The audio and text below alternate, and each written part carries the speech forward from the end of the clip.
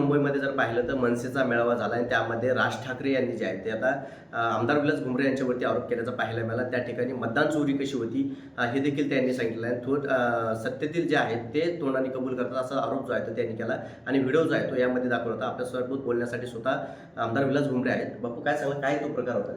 आज महाराष्ट्र नवनिर्माण सेनेचा जो मुंबईमध्ये मेळावा पार पडला त्या ठिकाणी राजसाहेब ठाकरे यांनी सांगितलं का पैठणचे आमदार भुमरे यांनी 20,000 मतदान बाहेरून आणलं। या ठिकाणी छत्रपती संभाजीनगर येथे आमचा बूथप्रमुखांचा कार्यकर्त्याचा एकनाथ शिंदे साहेबांच्या मार्गदर्शनाखाली नेतृत्वाखाली मेळावा पार पडला।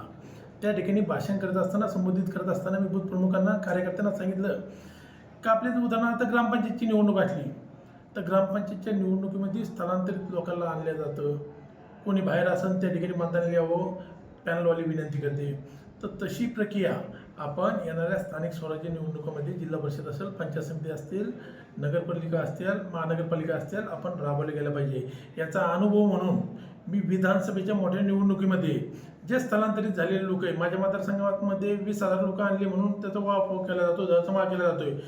पण जितेंद्र आव्हाड साहेब असतील यांच्या मतदारसंघामध्ये, ठाणे मतदारसंघामध्ये माझे पैठण विधानसभा मतदारसंघातले लोक वास्तव्य करतात। या ठिकाणी 20,000पेक्षा जास्त लोक बाहेर मतदारसंघातले वास्तव्य करतात। मी लोकांना विनंती केली, मतदारांना विनंती केली की आपण विधानसभेच्या निवडणुकीला मतदानाला यावं ही विनंती केली आणि जवळपास 20,000 लोकांनी येऊन त्या ठिकाणी मतदानचा हक्क त्यांनी बजावलेला आहे।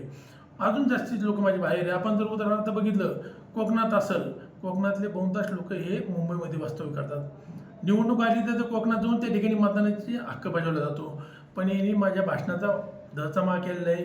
माझी विरोधकांना विनंती आहे, महाविकास आघाडीच्या सर्वच नेत्यांना का आपण माझ्या विधानसभेमध्ये निवडणुकीमध्ये जे झालेलं मतदान आहे याची फेर तपासणी करा, हे माझं यांना खुलं आव्हान आहे।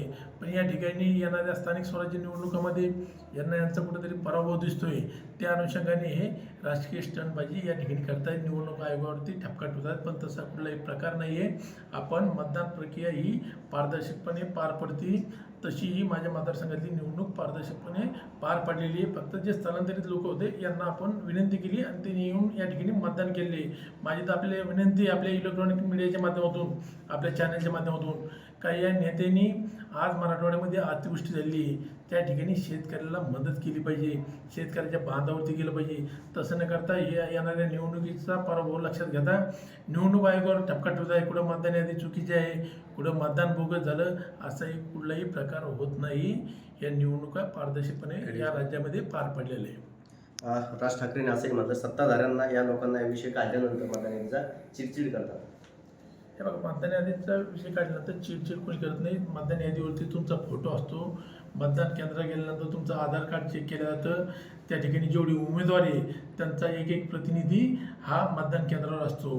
हा व्यक्ती बरोबर आहे का खोटा आहे हे देखील चेक केलं जातं आणि प्रतिनिधी जे नेमलेले असते यांनी ज्यावेळेस संमती देते त्यावेळेस ते मतदान पार पडलं जातं। स्थानिक निवडणुका ज्या आहेत त्यावरती दोन्ही शिवसेनेने कंबर कसल्याची पाहायला मिळते छत्रपती संभाजीनगर। हे बघा, छत्रपती संभाजीनगर जिल्ह्यामध्ये हा जिल्हा बाळासाहेब ठाकरे स्वर्गीय हिंदुत्व सम्राट बाळासाहेब ठाकरे यांच्या विचाराचा मतदारसंघ आहे आणि येणाऱ्या काळात एकनाथजी शिंदे साहेबांच्या नेतृत्वाखाली या जिल्ह्यामध्ये आम्ही काम करणार आहोत आणि महायुतीच्या नेतृत्वाखाली या ठिकाणी जिल्ह्यामध्ये सत्ता आल्याशिवाय राहणार नाही। नक्कीच जर पाहायला गेलं तर महायुतीची सत्ता जी आहे ती छत्रपती संभाजीनगरमध्ये येणार असल्याचं आमदार विलास भुमरे यांनी म्हटलेलं आहे। छत्रपती संभाजीनगरहून विजय चिडे, जय महाराष्ट्र।